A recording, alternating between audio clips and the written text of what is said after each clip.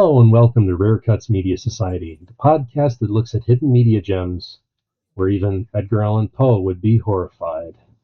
With your hosts, as always, I'm Andrew Giota, and with me we've got Eric Hathorn. How are you today, Eric? I'm ready to take a walk on the wild side. This one. I'll do that one. Unless I stole someone else's. No. Yeah, am I just going to hear that two more times? Then Mike Ross, how are you today? Nervous. Very, very dreadfully nervous. I had been and am. I'm good. And Rob Lachik, how are you today? I'm doing good, but I know one thing. This is the one Lou Reed album I will listen to nevermore.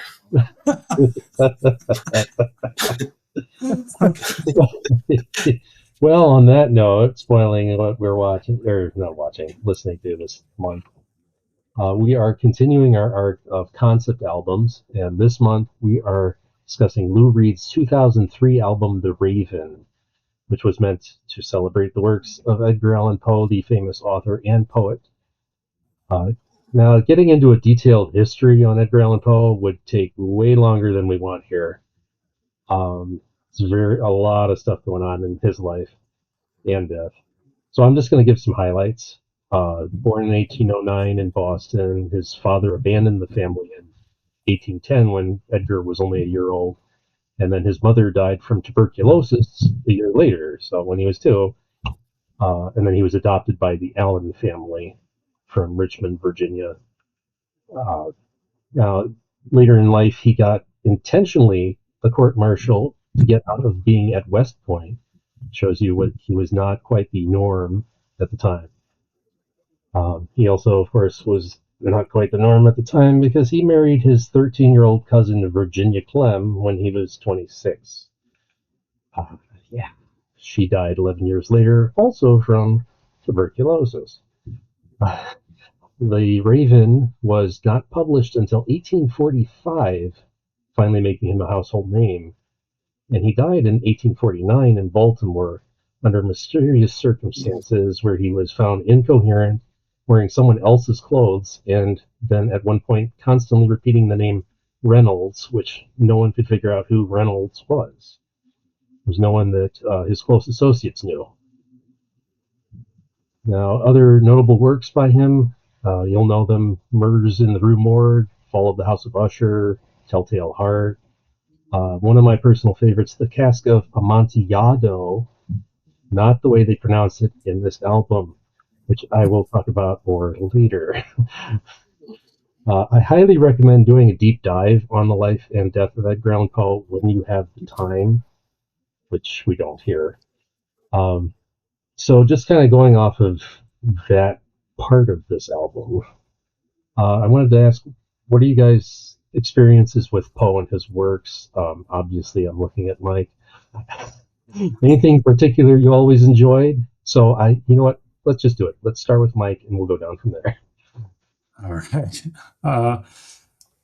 Well, I mean, I have always struggled with reading. Reading has always been one of my weakest areas. But Edgar Allan Poe, his tales like The Telltale Heart and The Raven, Pit and the Pendulum, those were things that I was drawn to. Like, I still remember, I think it was like second grade that I started reading some of his work. And those were like the ones I could manage. I mean, short stories really jive well with me, and definitely ones that are more in the macabre. And, you know, Poe had like a really odd life and childhood and traumatic in the sense, you know, he was allegedly next to his mother's bedside as she was dying. And one of my first and earliest memories I have as a child, I was about 3 years old, and my grandfather was dying or close to death. We had found him on the floor of his house, and I remember that night so vividly, and the idea of what it even is death. And so I don't know if like something in that sparked the interest in death in me at a younger age. and maybe that's why I was drawn to Poe's work. Like I felt something somewhat familiar. But I've always enjoyed his works, and not just his stories, but I enjoy the adaptations usually too, for all the various films. A lot of them with Vincent Price. But yeah, no, I mean, every Halloween or around Halloween time, I break out my book of Poe, and I will read, not just read out, but almost act out things from the reading up Telltale Heart to my children. It gets to the point where I'm screaming at the end because I'm just like so into it. It's fun, and it's like these complex characters. I mean, the characters are complicated and unreliable, and I love unreliable narrators. It's so much fun, and it's intriguing. And you think about that time period, how innovative he was. So. And I mean, that unreliable narrator thing, I mean, he does it so well and so often that you would think it would get old, but it's always fun. Yeah, one of my favorites too is The Black Cat. That's another really fun one. Oh, yeah. Not the movie so much, but because it's not even about that story. No, not really. They took the cat part a little too crazy on that. Yeah. But yeah, when I picked this, I was thinking in my head, I'm like, Mike, Vincent Price, he's got to love Poe a lot. Man, Vincent Price, he did a lot of Poe stuff. Oh yeah. And I'll never forget watching the version of The Raven with the young Jack Nicholson, and thinking, oh my God, it's Jack Nicholson. All right. Maybe that's another. Eric, that's a future arc, maybe. On your experience with Poe. So Edgar, I don't know you're not big on horror. I'm not big on horror, and he's in that realm. I remember, like, first, like, I'm gonna do the ducks in a, like, let's do the fish in the barrel. Like the Simpsons Raven, like that's a cultural touchstone. Of course, that's a piece of my like Poe history, probably one of my first ones. And I thought about it too, Mike, when you said that when you were pretty young, you read some Poe, and I'm like, I wonder if that coincided with when that episode dropped, because it was around that time, like early in our, like, I feel like I was in like first or second grade when that Treehouse, like all of us really, when that first Treehouse of Horrors was, you know what I mean, or like even younger maybe. So like that was a big thing. I remember in school we had to, in middle school, so Michael remember this too because we were back there together. We had to read some Poe. We read a lot of short stories, and so like that's the time when I was first exposed to like Ray Bradbury, which I loved. And then like Poe was like, okay, yeah, I get it, it's cool, but it's like not really, like I didn't go out and like find more. And we're gonna have a theme here. I'm gonna write this down real quick here. So I didn't go. I got it. I respected it. I enjoyed it as much as one could.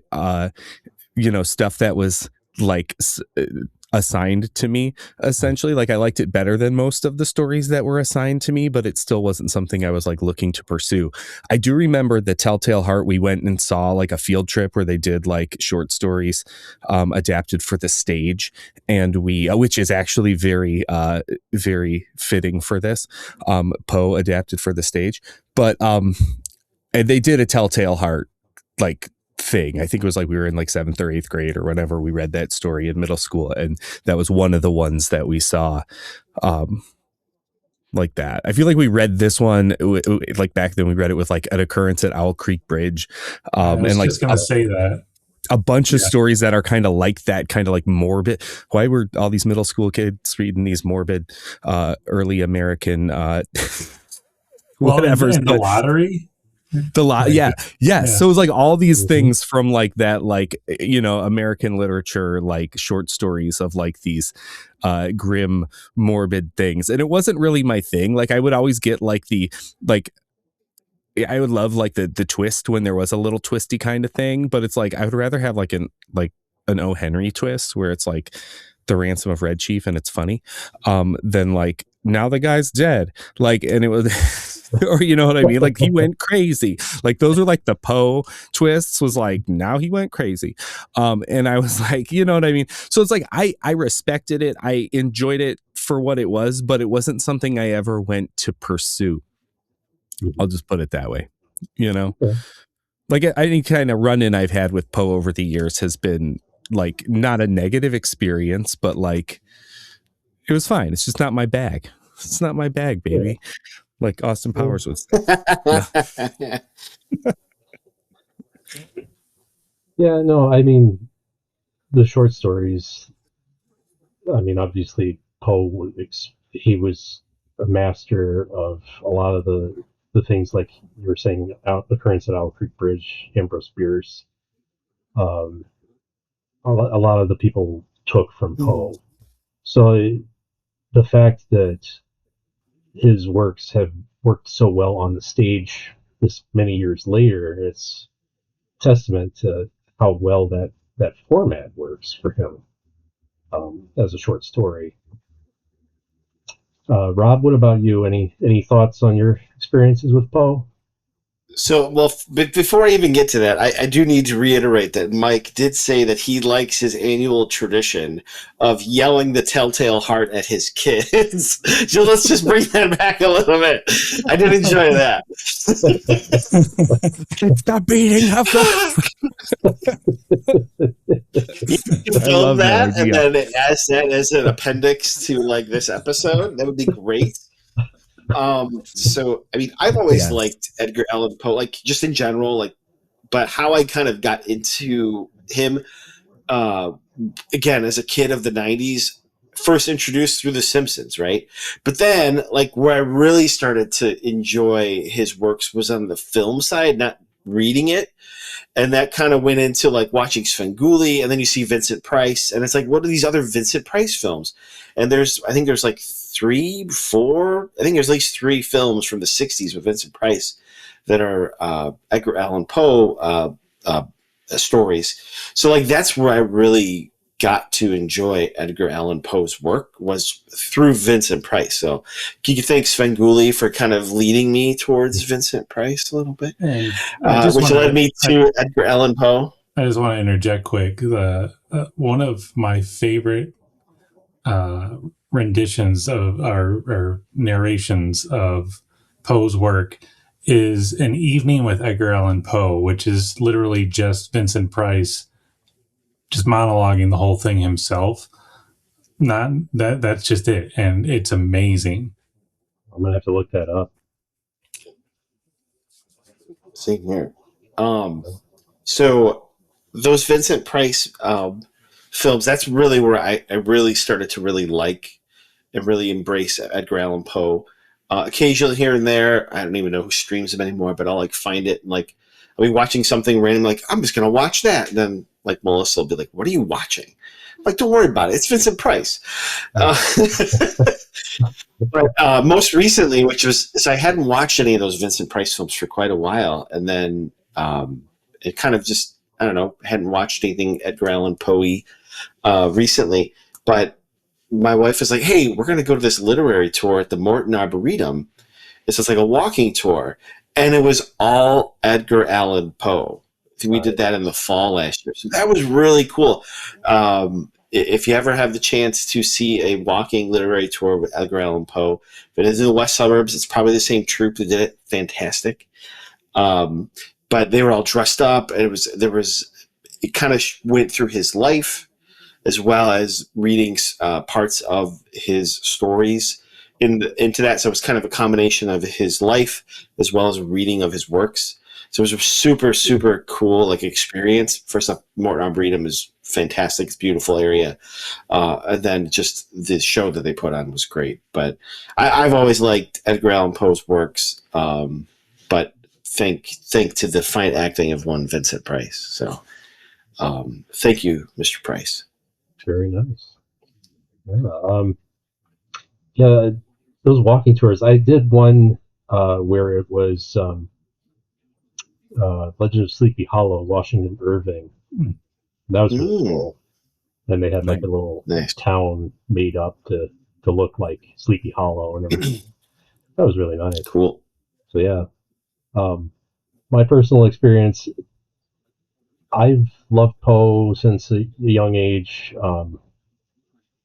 I even took a class with, well, at the time, I think he was the second biggest known Poe, college professor, kind of, and he even wrote this book I've got right here, G.R. Thompson. And that was a fantastic class that he took or taught. And I just studied Poe for even on my own for forever and come back to it all the time. One of my favorite works is his poem Annabel Lee, which we'll talk about a little later. I might read a little bit of it too, just to show a point. But don't worry, it's Are you going to yell at us? Are you going to yell at us too? Not at you. No, I'm not. No, it's not a yelling poem. It could be, but it could be. It could be. It's not. I bet Lou Reed would yell it. Yeah, he would. Let's not think about what he would do. Since you mentioned it, as for the musician on this album, Lou Reed was the well-known guitarist, singer, songwriter for the band The Velvet Underground. He quit the band in 1970 and went on a long solo career with 20 studio albums, I think. And in the middle of there was a reformation of Velvet Underground in the late 90s, I believe. In 2000, Reed worked with Robert Wilson at the Thalia Theater on Poetry, capital P-O-E, a theater production inspired by Edgar Allan Poe. If you try to look it up, you're not going to find a whole lot, but you can find that it was in Hamburg, Germany, and there's a balloon clip from the song The Balloon. It's very weird and short and stupid. Because then this 2003 2 CD set, The Raven, was based on that production. And I from reading it, there's not really much that's watching the production is going to add to this, other than saying what in the world were they thinking. But on the CD, there were a lot of famous people with vocals by Willem Dafoe, Steve Buscemi, Amanda Plummer, Fisher Stevens, who Friends fans will remember as the worst guest star ever on Friends, David Bowie, and his wife, Laurie Anderson. So there are quite a few famous people on this album. Obviously, we're going to talk a lot about, or the most about, the mastery of Willem Dafoe, because that's our thing here on Rear Cuts. But I want to know, did having an all-star cast for this album work for you, or did it just really not make any sense? So I'll start first. First off, I will say this. I like the Velvet Underground. I like Lou Reed. I listen to those works a lot. I have never listened to this Lou Reed album ever. I didn't even know he had this Edgar Allan Poe. I was kind of stuck with the early 70s Lou Reed or Velvet Underground.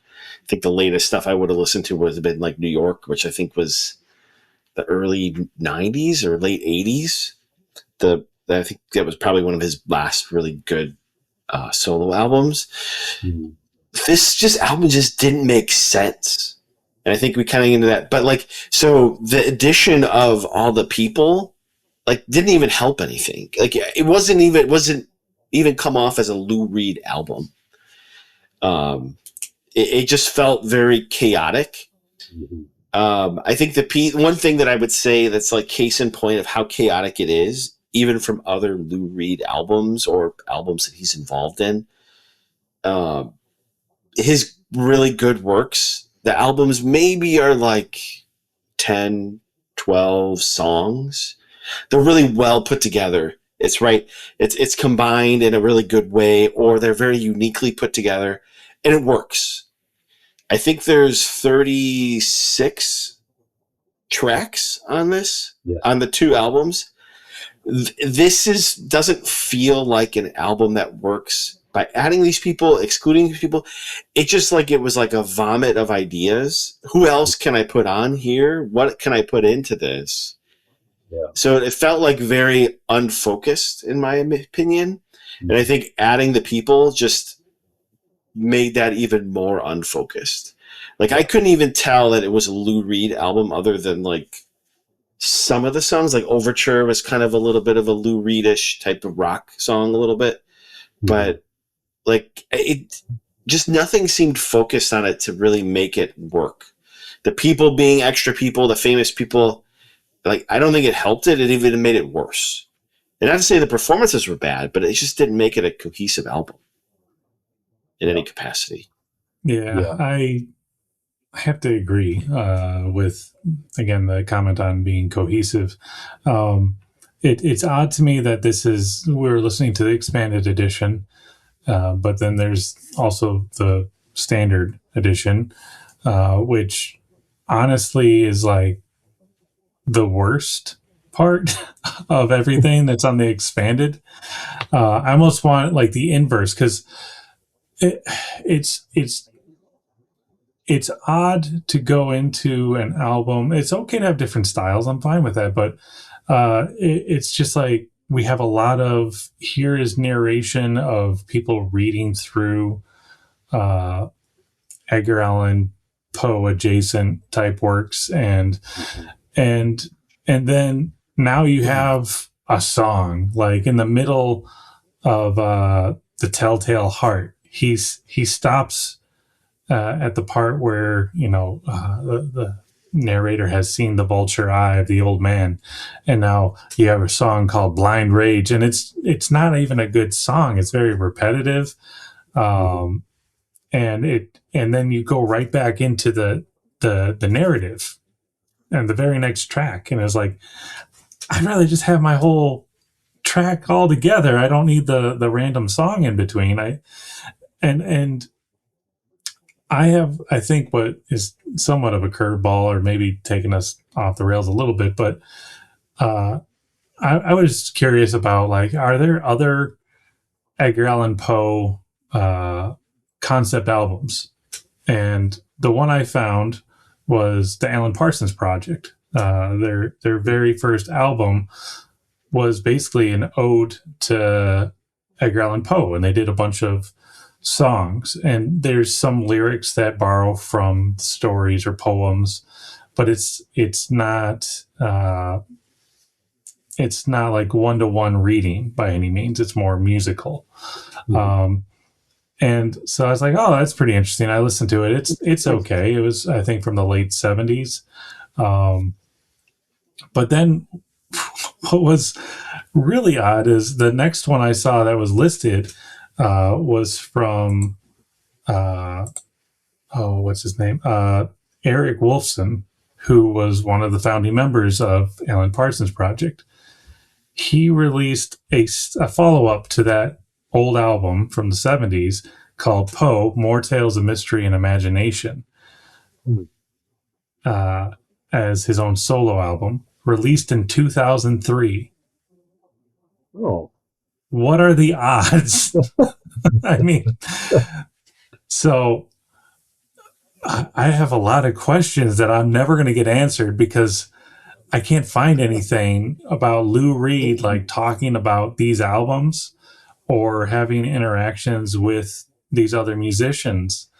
But it's like, were you inspired by this, or were you guys like meet up and you had conversations and shared ideas, and you had too many random ideas to come up with a cohesive album? Honestly, it feels it's all over the place. Like you feel like there's At times it almost feels like you're listening to an audiobook. Other times it's like, oh, it's a rock album. And it was bizarre. Yeah. I'm gonna jump in, and this is where I'm gonna be the unlikely defender of some of this, but I'm gonna tell you that everything y'all said was 100% true. So even though I'm gonna go on a limb here and kind of I'll give the dissenting voice for why this may have been okay. Notice I didn't say it was good or great, but why it may have been okay is because I think we're missing a piece, and I tried to uncover as much as I could, and I think that is poetry, the stage show.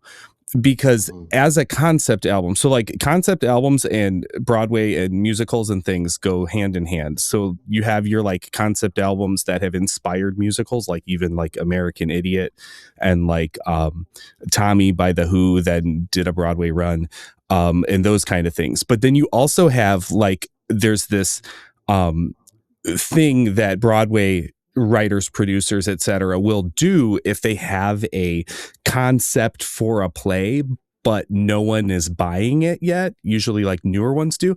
They release a concept album. They usually get a bunch of friends together who are random Broadway singers to put together the concept album so that they could then use it as kind of like a demo to pitch it to people. So like Andrew Lloyd Webber did this for Jesus Christ Superstar and Evita, because no one was biting. And then those became like ginormous musicals. I'm pretty sure Howard Ashman and Alan Menken might have done a concept album for Little Shop of Horrors too, before that became a musical, but I have to fact check myself there. So like, that's like a common thing in plays.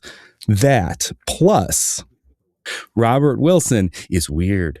And so this was not the first project they worked on together. And Robert Wilson also works with like Tom Waits a lot, who is weird, right? No. Don't be talking bad about Mr. Tom Waits here. So weird could be good. I love David Lynch, and I will say that he's weird. Because I love, you know what I mean? Like it's weird stuff. In a good way sometimes, because we do have this. But Robert Wilson and Lou Reed did a different play together before this, and it's called Time Rocker, and it was H.G. Wells's The Time Machine as a weird avant-garde stage play. So this is like the follow-up to that. He didn't do an album for that. So all these things that I'm collecting as I'm like trying to figure out what the heck I'm listening to. And I started to kind of get a picture of, they did the concept album thing that Broadway people do, but they did it in reverse. They did the stage show, and then he made the concept album from it, instead of like making the concept album and turning it into a stage show. The other thing is, I don't know if he cared that much about Poe, or if it was like, we did a literary like show, let's do another one. What should this one be? Edgar Allan Poe. Let's just do all of it. So then it got weird. So there's that. So the other thing, this is what it is. I went and looked up reviews of the play, because I'm like, how else am I gonna, like, no one's got like videos of this other than that weird balloon one you referenced, Andrew. So I'm like, I'm gonna read like reviews of the play. And so I got an idea of what it is. And yes, it is a hodgepodge. The play was kind of a weird avant-garde hodgepodge, but that's kind of what it was supposed to be. And so as I started to read more about it, and like, so like on the album, Perfect Day, which is a Lou Reed song, is sung by like someone named Anthony, who does it in like a weird haunting way with some like droney stuff underneath it. I read about the performance in the play that was sung by a female actress a cappella, just like eerily. So like what he presented on the album still wasn't even exactly what was in the play. And the other thing I got from it, with Edgar Allan Poe not even being the boy next door, is that it almost seemed to me like these songs, because there's only like a handful of songs, to answer you, Rob, about him only having like 10, 12 songs. There's really only 10 or 12 songs on here. Yeah. if you count it up. And so the songs almost seemed like they fit the same role as, and this is totally out of left field, but they almost fit the same exact role in the story of the play as Jonathan Richman in There's Something About Mary. If you get the reference, like in the movie, There's Something About Mary. Jonathan Richman is in the movie, and he like narrates the song all the time. He just like shows up on screen and he like narrates what just happened, even though we just saw it. And he like sings the song and he's like, Mary, there's something about Mary. And then they like go to a scene and then he like shows up and he like sings, and it's kind of weird and random. But that's kind of where the songs kind of felt like they fit in as kind of like these weird little like asides to whatever random strange action was happening on the stage. So long story short, and I have a new like board with strings and what you call it that I just made for y'all. But I think that this could have been good if we not good. I'm not going to say good. It could have been understandable if we had seen the German play, but then it was in German. So who knows? Maybe I'm wrong. But I think there might be a redeeming factor somewhere in there. I mean, Eric, I was getting ready to poo your idea, Eric, but then you threw that. You hit my soft spot for one Jonathan Richman's. I can't say nothing. I can't say nothing. No, nothing. And I'm not saying I'm not saying the play was good, and I'm not saying the album was good. I'm just saying that I feel like I'm missing a piece that I wish I could see. Long story short. Yeah. I would say too that I watched. I think it was like a 45-minute interview / reading that he did in honor of The Raven. And like he was showing off like artwork that people had done for some of the songs. And, he expressed that he did actually like Edgar Allan Poe and felt that there was some sort of connection there for him as an artist. So, but one more comment, because I know that Andrew, you brought it up at the start about the Amontillado.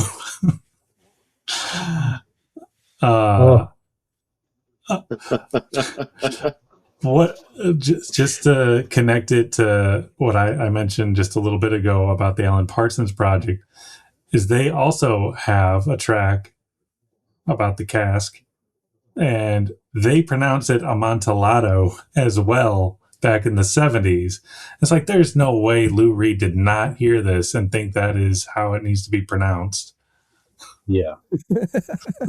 Yeah. Well, is it possible that he was in his 60s at that point and his hearing was just gone, so he didn't even know what was going on around him?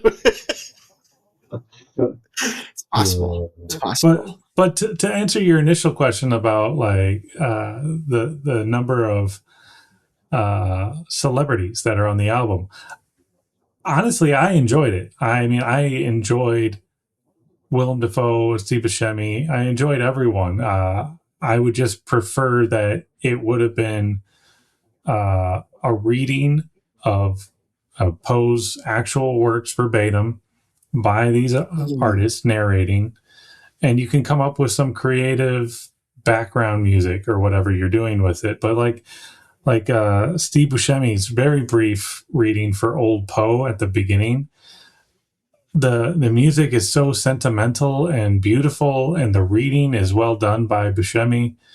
It's like, I want more of that. I don't want more of Edgar Allan Poe, not exactly the boy next door.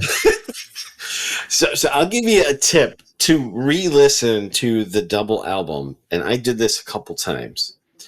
I was doing this while I was working, so it was kind of tricky to like keep track of where I was at in the albums. So I listened to it in one way where it was all of like the songs. I skipped over all of the spoken word or the readings from his Poe's works, and I just went through, like, if you would put it like a rock album. Yeah. It wasn't bad. in truth, it wasn't awful. It was not, I want to say cohesive, but even to that point, a lot of Lou Reed's albums aren't necessarily cohesive in the same way that you would think like a Rolling Stones album or something like that. But it wasn't bad. Now, it wasn't one of his finest works, certainly not. And then listening to the spoken word stuff, that's where I agree with you, Mike. I would have just listened to that. Forget Lou Reed. Just put like Willem Dafoe, Steve Buscemi, and let them read Poe with like some minimal music behind them. I listened to it in that way. It was fantastic. I listened to it actually more times in a row than I listened to like the actual rock songs from Lou Reed. So I think the combination of the two together in the order that it was in just didn't work. But independently, very good. Yeah, I mean, or at least good. I love the old radio dramas and radio plays, and so I've listened to some Edgar Allan Poe tales in that fashion, and so like I was getting those vibes, especially with the Cask of Amontillado, like the back and forth between Willem and Steve. Like I was really enjoying that. That was a lot of fun, and I would have preferred more of that sort of thing.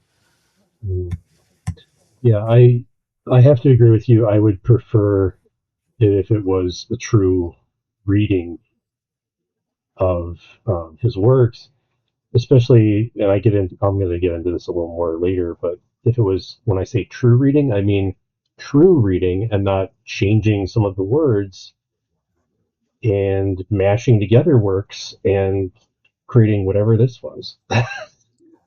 But like I said, I do want to comment on the mastery. I said the mastery of Willem Dafoe, because out of all these famous people on the album, there was one and possibly one exception. And it was Willem Dafoe. Actually sounded like he knew what he was reading, had studied it ahead of time. And, Steve Buscemi's got a good voice for readings, but Willem Dafoe was the only one that seemed to actually have studied, like, how should this sound? What am I actually saying? What does it mean? And other people like Laurie Anderson seemed to just think, I'm going to make this like a big production. I'm going to sound like it's ethereal, like I'm a ghost, and have it mean nothing. So when I said the mastery of Willem Dafoe, I personally would love it if it was just an album of him reading Poe.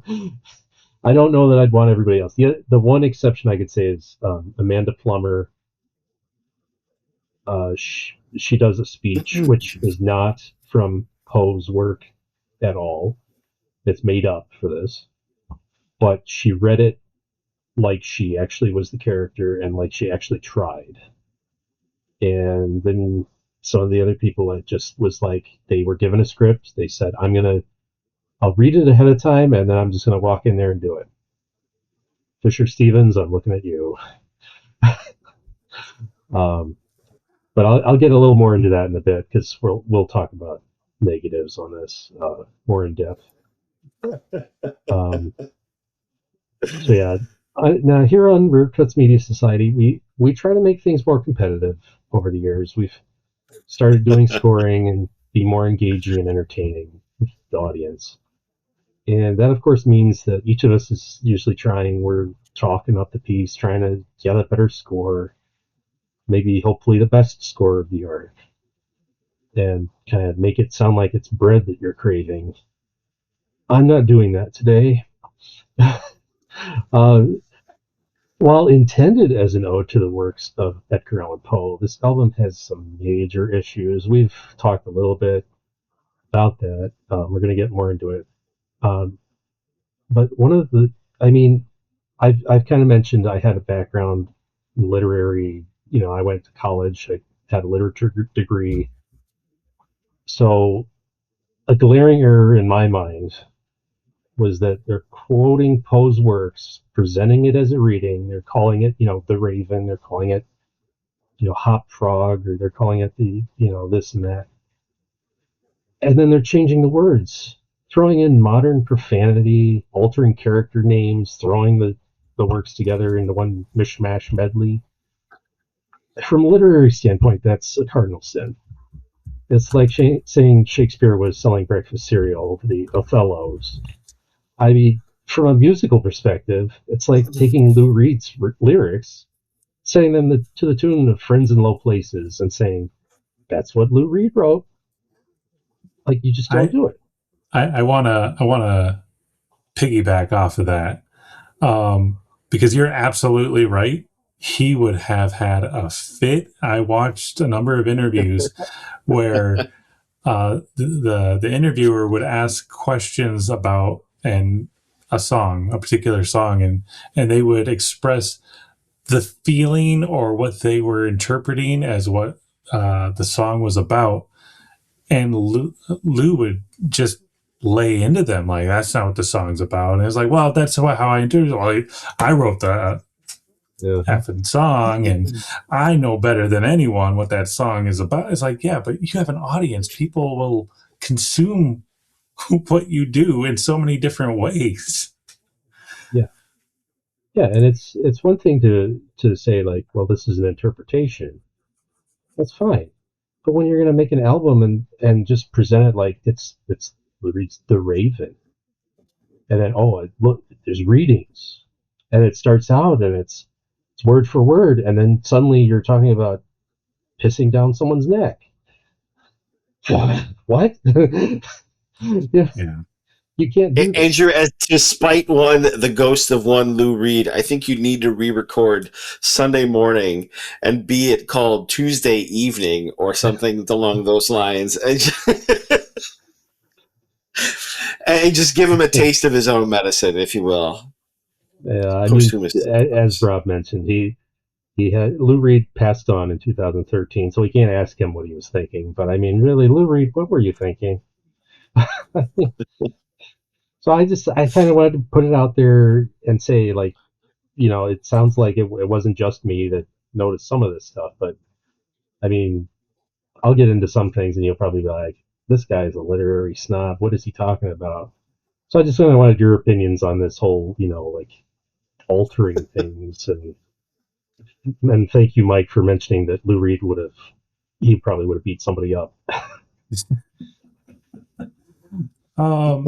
I mean, I noticed the changes because, like, at first, like, I'm listening and, I'm not familiar with everything verbatim. But when you start getting into the Telltale Heart. Well, Telltale Heart, yeah. You start getting into certain stories and you, like, start hearing about using opium and crack, and it's like, wait a minute. It's like, that's not in that story.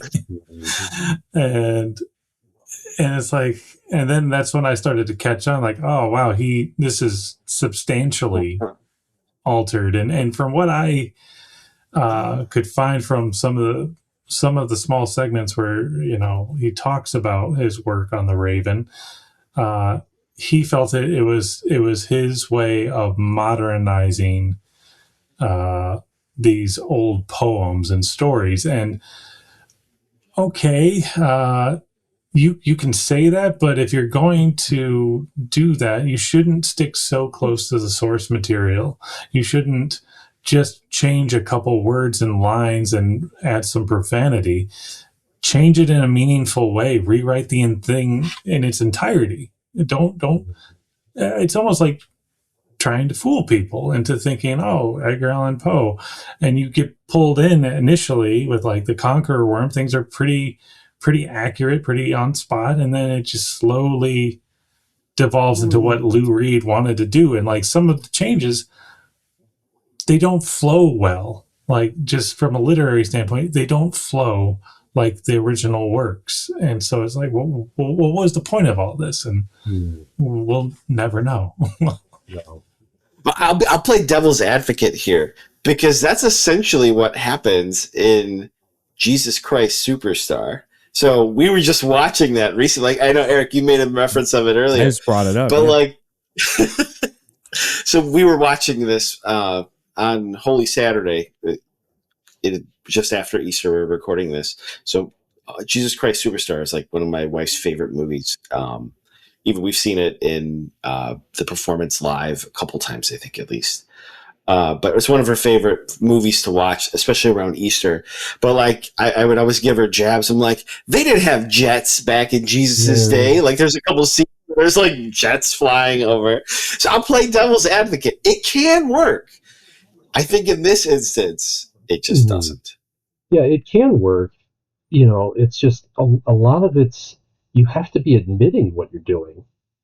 Like Jesus Christ Superstar, they don't go out there and say, like, this is completely accurate to the Bible. Like, there's no fighter jets, like you said. There's no tanks. None of that.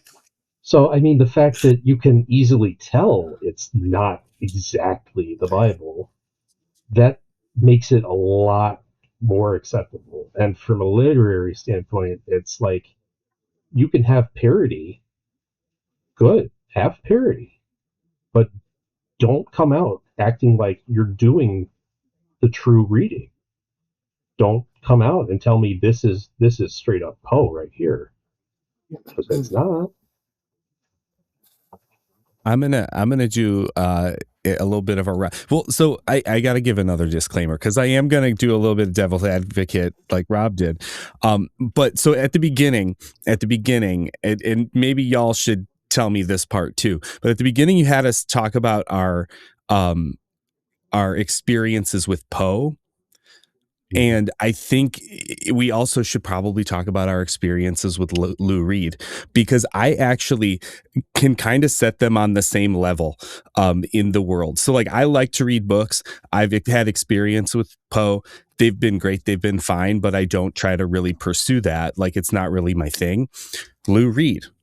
I've had experiences with Lou Reed in the world of music.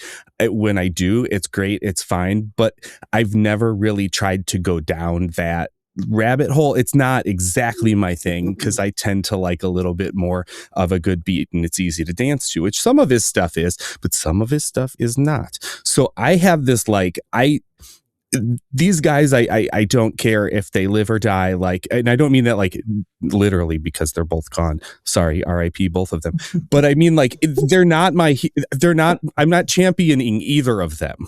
Like, they're not my guys. They're not my guys. They're not you got all my Disney guys. They're not my guys. These aren't my guys. But that being said, I do know a lot more about Lou Reed than I think I want to know about Lou Reed.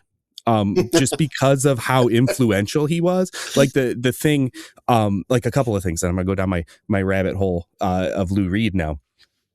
So Lou Reed started in the like weird avant-garde rock scene with Andy Warhol in The Factory.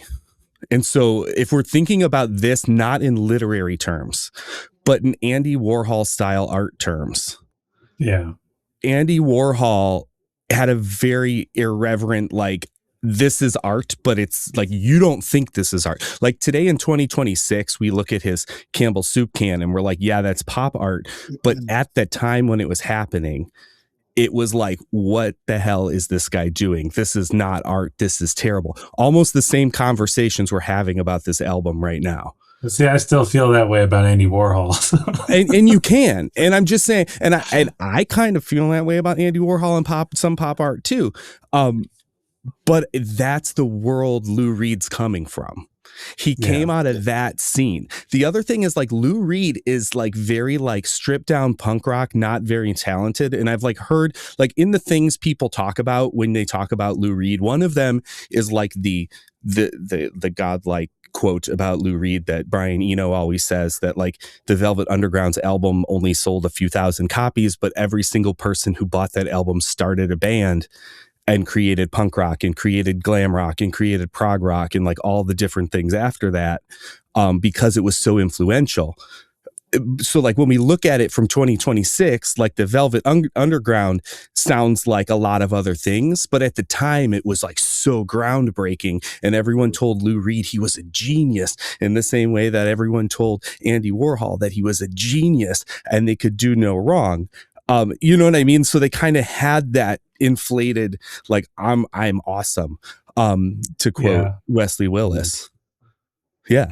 Only Wesley Willis is awesome. He is the American but I poet. just quoting him. I was quoting him. What I would say though, like, because I agree with what you just said. I mean, when you put it into those terms of he wants to be avant-garde, he wants to be like his buddies Andy Warhol in the music industry, and to a large degree, that is what it comes across as. And I get that feel, I get that vibe. I just don't care for it in either case. And what I found, again, what was interesting, one of the things that popped up with Lou Reed was that he did not like Jim Morrison, because the two of them, like Velvet Underground and The Doors, were still kind of like both taking off around the same time period. And what's interesting is Lou Reed gives the vibe that he really does think highly of himself, and he does think that he is a poet, and to look at someone like a Jim Morrison, who Jim Morrison probably could care less about Lou Reed. Jim Morrison cared about writing poetry and songs and that sort of thing, and he did a lot of it. And I could see Lou Reed, just that fact alone, seeing someone else that had talent, would want to scorn it. Because, I mean, if I had to choose between The Doors and Velvet Underground, I'm going with The Doors. I'm sorry. Jim Morrison's a better writer, better music. That doesn't mean I dislike the Velvet Underground. What's going on with Rob? Rob's doing something avant-garde over there. Selecting The Doors over the Velvet Underground. Oh my God! I love Jim Morrison. I think that Jim Morrison is a better songwriter than Lou Reed. And it's just funny to come across like Lou Reed in an interview, like randomly talked about how he was like happy when he found out that Jim Morrison had died. So, like, wow. I like that you brought up Lou So Reed and Lou John Reed. Morrison, or Jim Morrison. I said Lou Reed and Jim Morrison, because Lou Reed, the other thing, so I said the one thing is like he made that album, like the Velvet Underground album is like the one that all of like the underground rock scenes of the 70s into the 80s like came out of. Like that was a big influential album. But the other side of the coin with Lou Reed is he was always like, and you could kind of track this through some of his like some of the bigger albums with Velvet Underground and with his solo stuff. Like he always thought he should be on the radio and tried to write his songs so that they would be more radio friendly and poppier. Because he thought that he should be, but he wasn't, like that wasn't his aptitude. That wasn't what he was good at. Even though he was always chasing that. So he would be so jealous of a Jim Morrison because he was doing the poetry thing. He was doing the art thing, and his songs were being played on the radio. So like it was that thing he wanted, but like, so he became the reluctant, like leader of the underground, in that he actually wanted to be on the radio. He just didn't have that kind of talent. And then he would go turn around and write an album like the one it's called like Machine Music or something. That's like 4 sides. It's a double album. It's 4 sides of feedback. Yeah, and like metallic clangs and stuff. It's god awful. I feel like that does explain a lot of his whole personality and persona. Was, you know, he wanted to be revered. He wanted to be on the radio. He wanted the notoriety. And once he wasn't getting it, he just scorched earth in response. And I feel New York. New York is a great album. You got to listen to New York by Lou Reed. The stuff between the early 70s and to the 89 or 90, New York is great. Listen to it. Highly recommend. Yeah, but again, when he had talked about The Raven, he was like, we weren't trying to go out and make any money with this. I was like, oh yeah, that tracks. Well, I think part of the, like when you said you preferred Jim Morrison over Lou Reed, which totally understand, but like for me, I think where like Jim Morrison was making great art, great music, right? Poetry, everything. Where I kind of gravitate towards Lou Reed is and exactly like you said, he was making art for art's sake, not necessarily for it to be great, but for it to kind of expand what could be. It didn't mean it was good, but expanded of what it could be.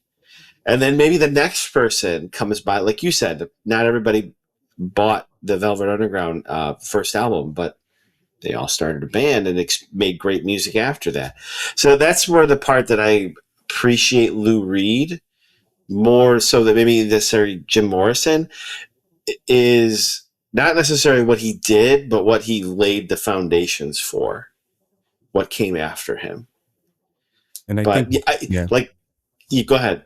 I was just going to say, I think that's why I know more about Lou Reed than I care to, because a lot of my favorite band's favorite band is the Velvet Underground and Lou Reed and that kind of, but it's like, that's not my favorite band, but like one of my favorite bands is, you know what I mean? It's like one of those things.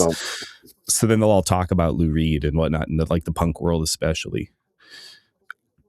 And it's like, so to go, like the final, like, I agree with everything y'all said, and I'm not trying to defend this thing, but I think because of where I was on Poe and on Lou Reed, it didn't rub me the wrong way, and I couldn't say it was unexpected from what I expect out of Lou Reed.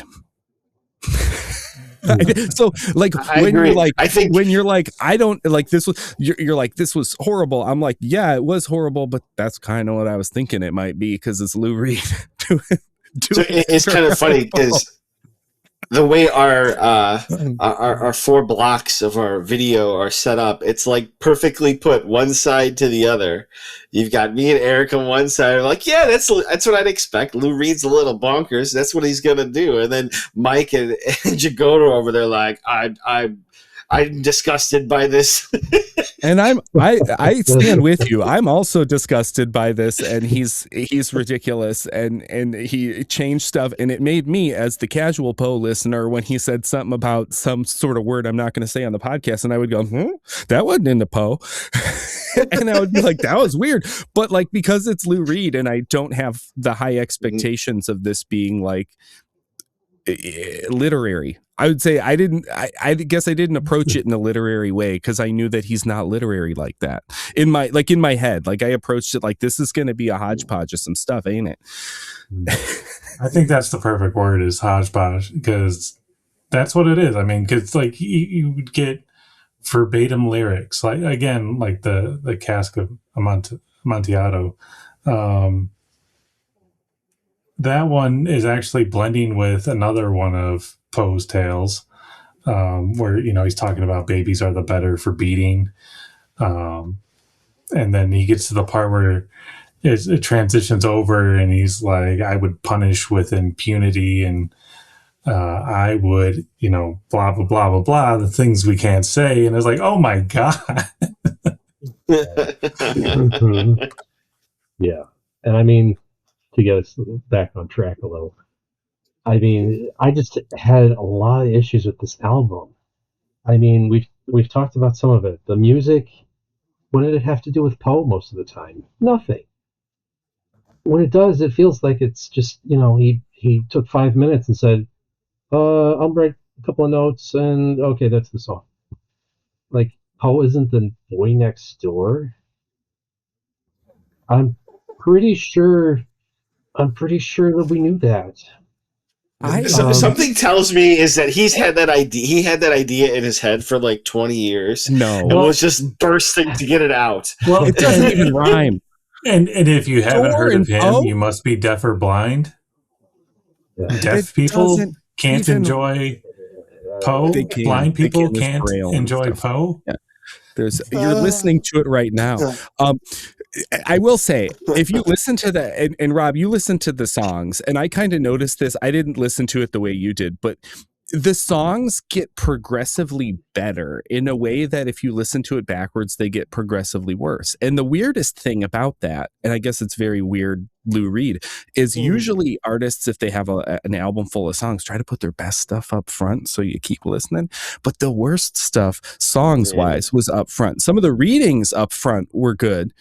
But the Edgar Allan Poe thing, it sounded like he wrote that the night before it was due, having only read the back of the Edgar Allan Poe collection and not reading any of the inside of the book. Like, it felt like that, you know what I mean? Like the cliche of like the kid who doesn't do the book report because they just read the back and they write some gobbledygook.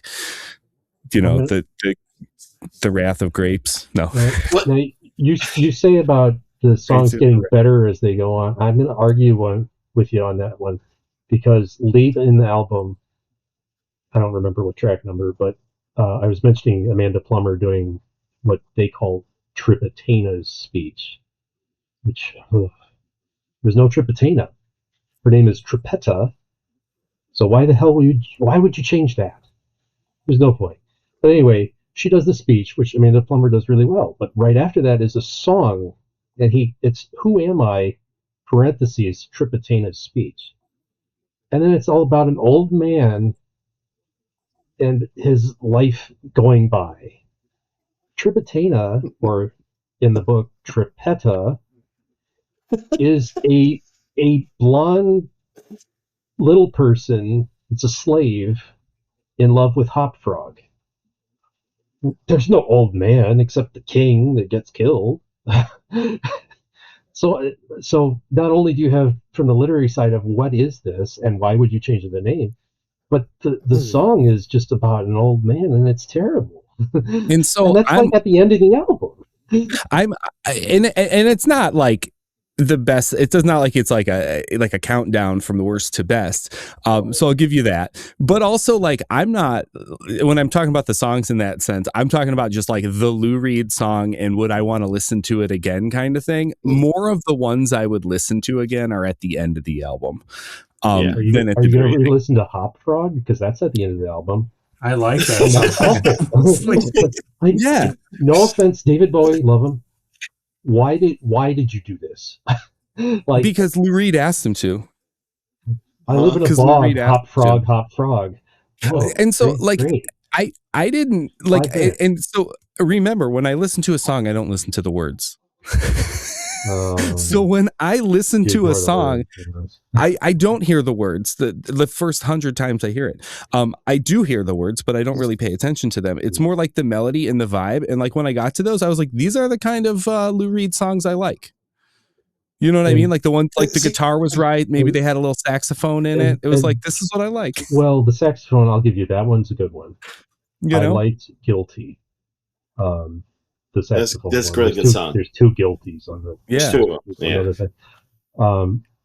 But I mean, like we were saying, David Bowie, Hop Frog. Maybe the music's good, but what were they thinking? Hop Frog? Guess how many frogs are in that? Well, see, and I think it goes back to my point initially. There are no frogs. They were not. This is where I'm going to start yelling. There were no toads. There were no frogs. There were none of it. He's a slave, and he's made fun of and called Hop Frog by the king. Well, see, and this goes back to my point because, like, again, I know this was about and it had to do with the play and the theater.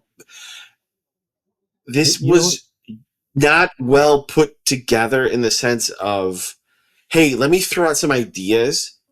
I put out 5 of them here. One of them is good, and the other 4 have some pieces. Let's bring those all together and make one. No. He just let all 5 of them go out there.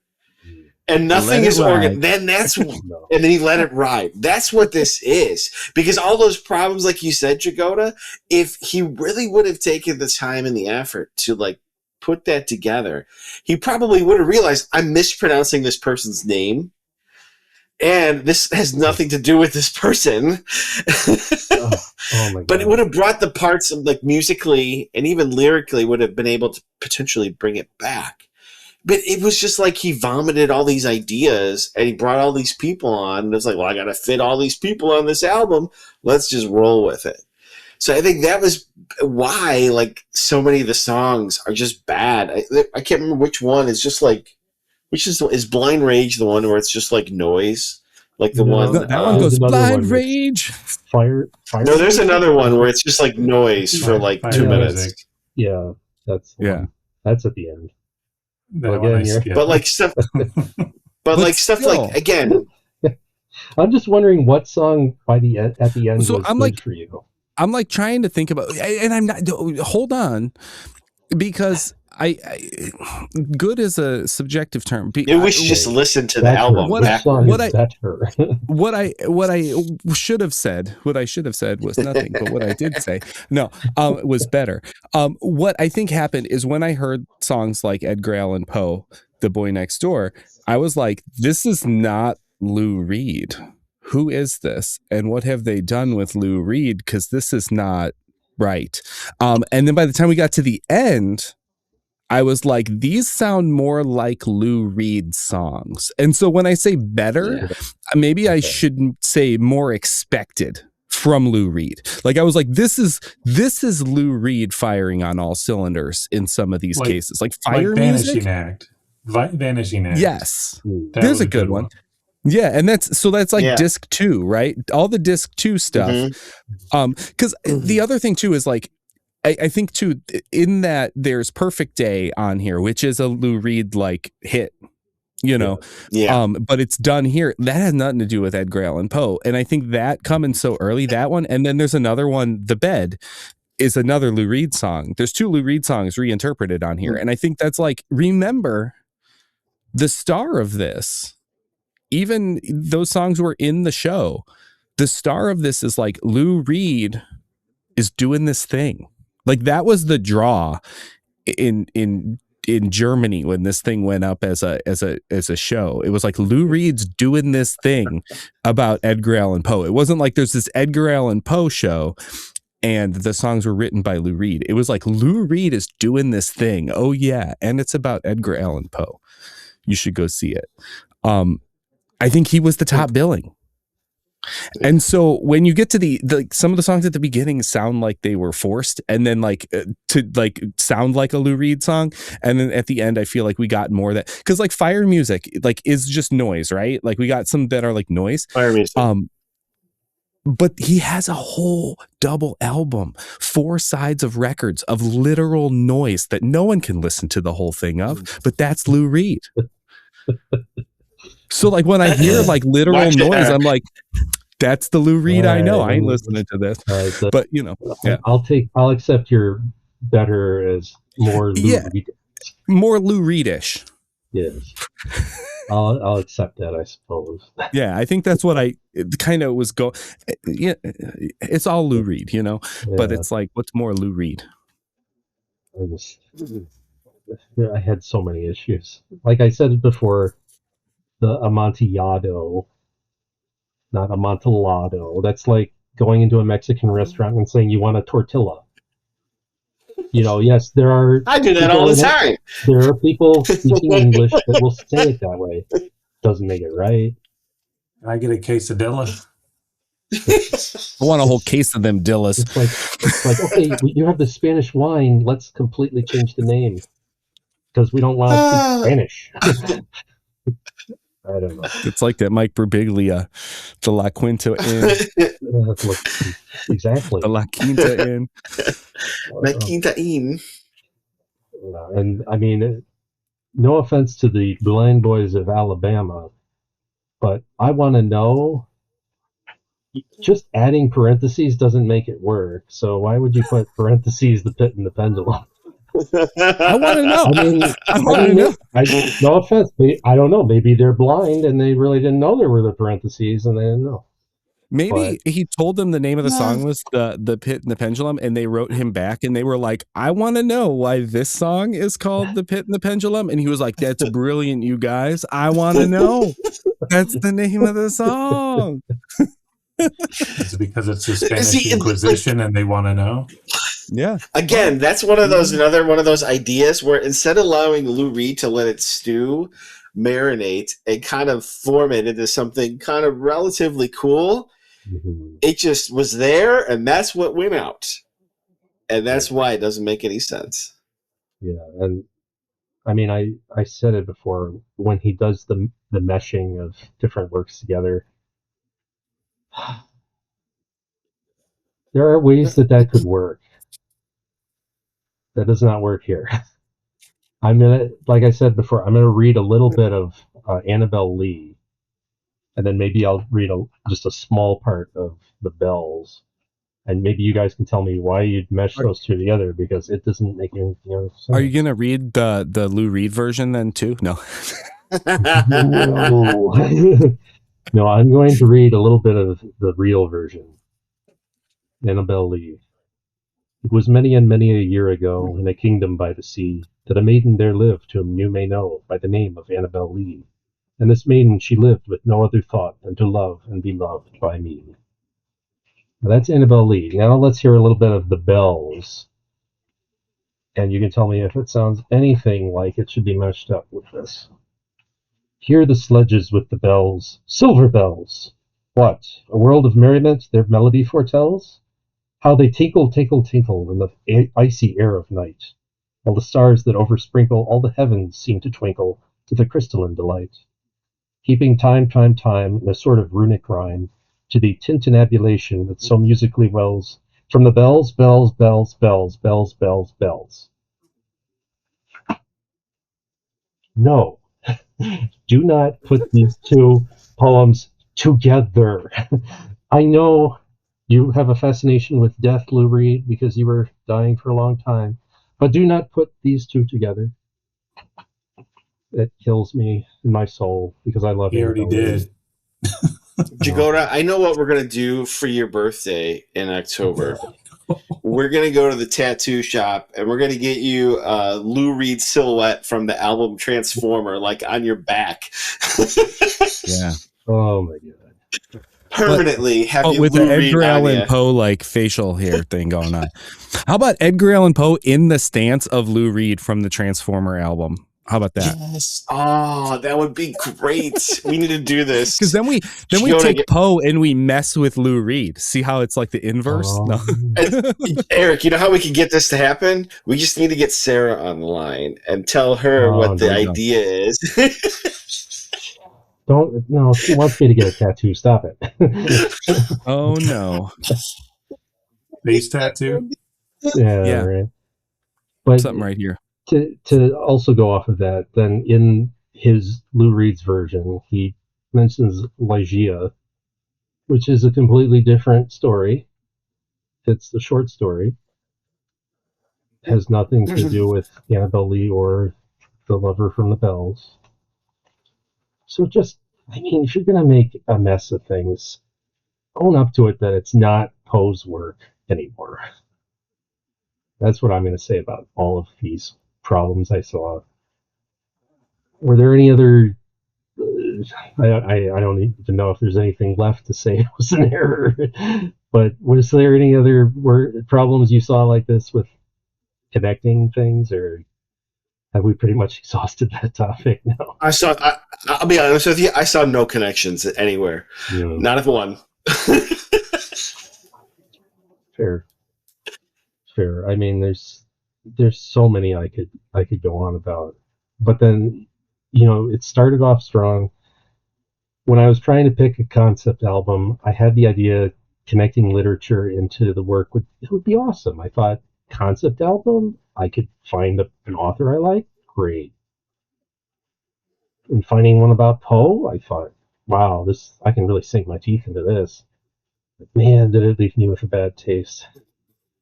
I couldn't really enjoy anything other than Willem Dafoe, because like when he reads The Conqueror Worm, like he puts that he knows the pacing. When he does Telltale Heart, he knows the pacing. He just seemed to understand it. But that was like the only thing I could really enjoy here. So I just wanted to say and ask you guys, aside from at least my understanding of Willem Dafoe's reading. Do you find anything really redeemable on this? I know Eric's going to say, well, it felt like Lou Reed. That's not redeemable, though. It was. Well, I'll add into this. It felt like Lou Reed when he didn't try all the way. Like he gave a half-hearted effort here. So that way, I will say it definitely felt Lou Reed, but it was like he just kind of didn't put all his eggs in a basket here. He's just kind of like, maybe they'll just let them scattered out a little bit. I think the redeemable qualities would come from kind of digesting this in a way like Rob has suggested, where take all of the spoken narrative interpretations, just listen to those, have the music just be completely separate or omitted entirely. And because the readings are done well, it's just he's modified things. But it can still be enjoyable. Like I mean, the ones that I listened to the most were still The Telltale Heart and The Cask of Amontillado. Those are enjoyable tracks. It was very heavy in terms of just how many tracks there were, like we've said, over 2 hours. And so you kind of get burnout after the first hour and a half, and it's like, yeah, I kind of need a break. So if anything, it's bloated. I would say you could take this, you could knock it down to about an hour's worth of Poe readings, and it's still, it's enjoyable enough, I would say. And I'm going to tell you its true redeeming qualities, which goes right along with what Mike is saying. So bringing up like listening, and like Robbie brought it up too at the beginning, like listening to just the spoken word, and that was great. Like maybe not the words that were spoken, but like how it was like, right. The performance was great. And all of that, like I'll even argue that like the ambient like music with it when they would have a reading and stuff like that was enhancing, I'll call it. And so that brings us to the unsung hero of this project, who is someone who I actually have some connections to and listening and love, and that is Hal Wilner, is the engineer behind it and the like producer and the mixer, that kind of guy. And so he is known for making these like avant-garde concept albums where he would package them. He wasn't necessarily the musician himself, but he would put together these package albums and package performances. And another thing he's known for is spoken word recordings. And so he was like the go-to guy for this kind of thing. And I think his work shines the most in the ways that you guys were talking about, how like the performances and like how like listening to it sounds great. So like, spoiler alert for my production value, we're gonna get some points there because Hal Wilner, maybe one day I'll pick this album for one, but he's got a Disney album that is like my favorite album ever since I like found it. And it just blows my mind every time I listen to it, the way it's put together, the way he packaged it, the way the music sounds, the way the spoken word parts sound. It's amazing. It's one of his concept albums. He also did a concept album on his own where he was the curator of it, of Edgar Allan Poe. And it's all spoken word.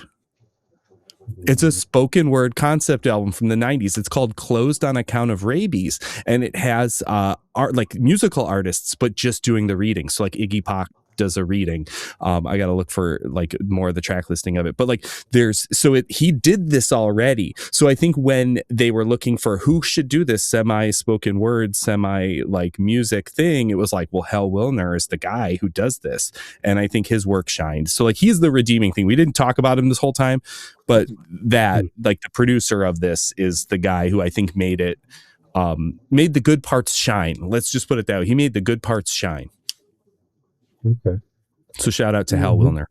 And maybe go. I haven't. I wish his album had been in the 2000s instead of the Right. 90s. So go check that out instead, I guess. I haven't listened to it, but Closed on Account of Rabies, it's called.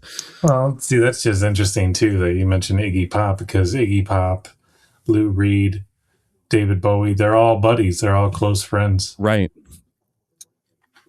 Love me some Iggy Pop. Oh yeah. All right. Well, Go, you got to listen to some Iggy Pop okay. and some Lou Reed all at once. Just get you a big compilation of Iggy Pop, I just pulled Lou up Reed. I had Lou Reed in one side and Iggy Pop in the other. Closed on Account. I'm gonna read this to you. Just a few of these. Marianne Faithfull reads Alone. Christopher Walken reads The Raven. And Iggy Pop does The Telltale Heart. Ken Nordine does The Conqueror Worm. So this is Hal Wilner's concept album of spoken word. So he got the musical artists to read, to do reading with some music in the back and stuff like that. No, Hal Wilner is great. Hal Wilner is great. I just got to throw that out. I picked the wrong album. So the last 2 times we've done concept albums, the last 2 months, I've talked a lot about cohesion, and that's what I look for from concept albums. So go ahead and hit me with your low scores. Let's get to the scoring. With your best shot. What's the max score that we could get for these? 5. I'm going to show No, but the total. thing on. Total. Oh, the max. 20? So 5, and there's I think so, right? So let's check it out here. So right now, just the numbers we're looking at is Abigail has 48 points from Rob's pick back in February, and Mike's Dyspepsy has 52 points from the 90s. That one's currently in the lead. So let's see if the Raven can do this, or if it's going to be Nevermore. But Nevermore. We got to just do that as much as we can, right? All right. So yeah, 4 times 5, 20 is the most we could give it. So the highest score it could get from everyone is a 60, and there's one. The one has a 52, so it's going to be a slim margin there. All right, Rob, you are the first one on the list. All right, so for one rarity score, I think I mentioned this while we were chatting through. So, I first off, I like Lou Reed. I listen to Lou Reed. I listen to Velvet Underground. I'd never heard of this album, so I'd call it's pretty rare. So, but it's not like it's something you can't find or like people don't know about it. But for me personally, it's rare. So I gave it a 4. I'll give it a little bit of love, if you will. Not something anybody really talks about, probably for some of the things we'll get into later here, other low scores. All right. So I think this is where the numbers start to drop here. So theme. Like the theme of a concept album, I mean, there's kind of 2 things I would think of a concept album. Either it's a narrative, or it's thematic, or a little bit of both. I'm not sure. Well, it's certainly not a narrative, and I'm not sure how well it even sticks to the theme. So, but it is covers adjacent to Edgar Allan Poe, so I'm going to give it a 2. Because it does not fit the bill of a true concept album, right? It just kind of dabbles. It's about Poe. It has Poe readings and all that stuff. Production value. I mean, let's be real. Lou Reed, when he was living, he could have had the crappiest idea to put on tape. He would have gotten the best studios to use because he was Lou Reed. So the production value was going to be good, just because, I mean, unless he recorded it in his basement.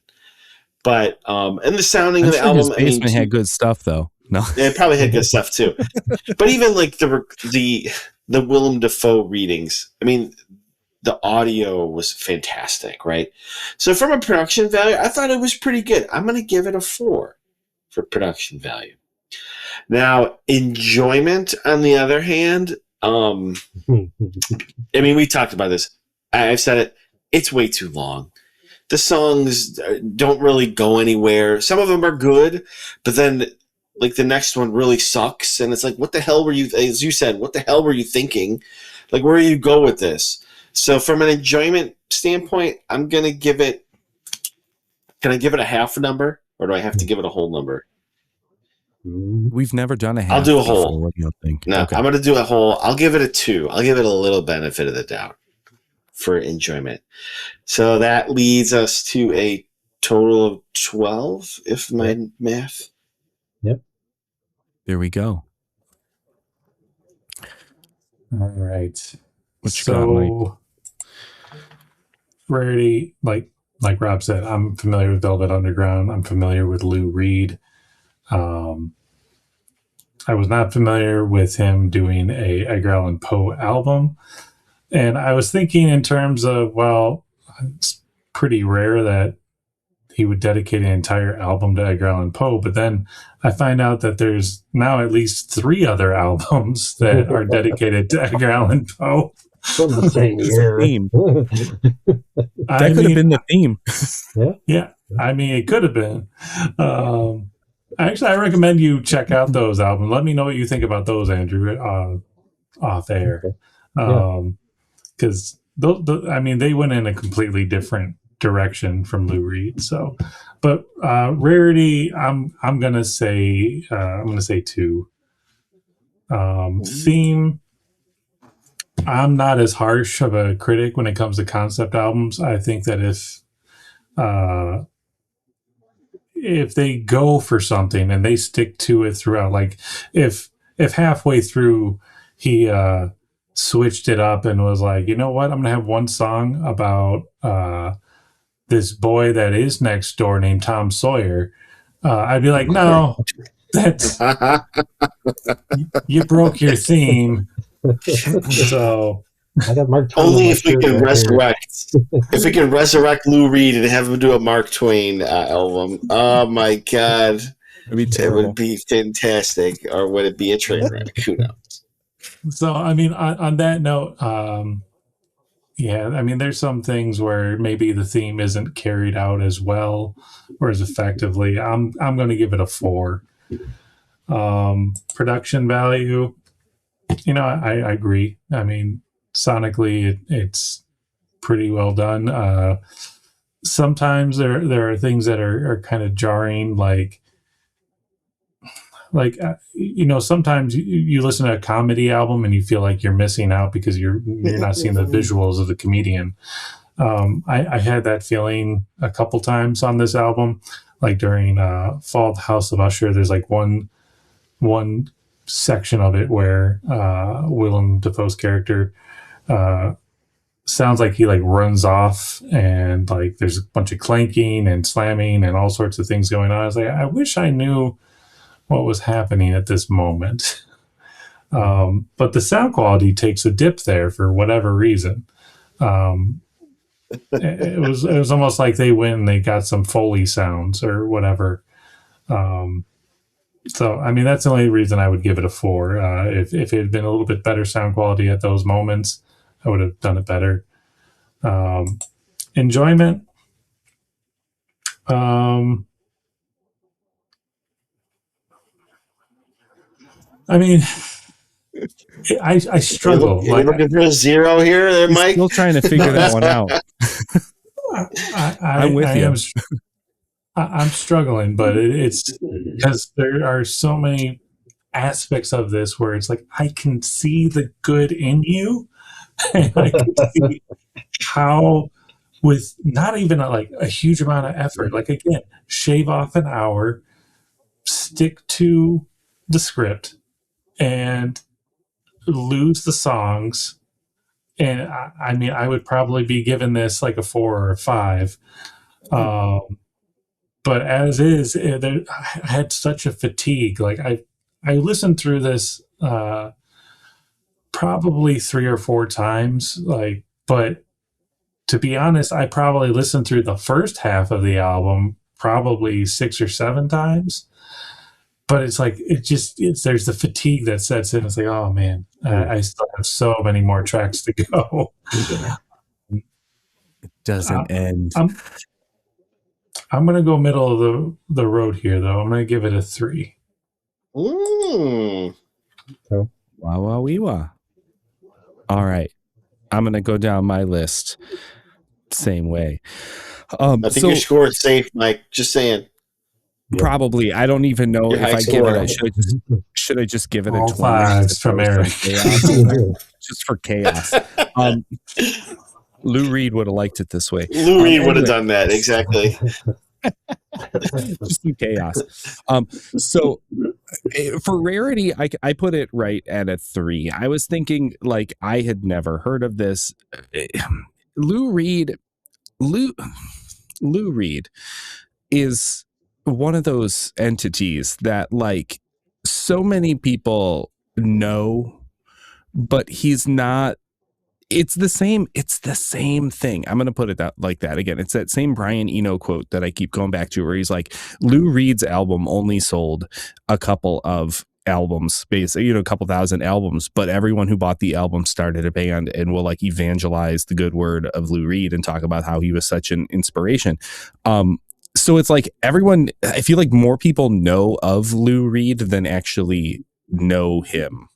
And it's like, I feel like still like I only know of him and know about him tangentially through the bands I like that know him, because it's not, so it's like that. So like he himself is rare.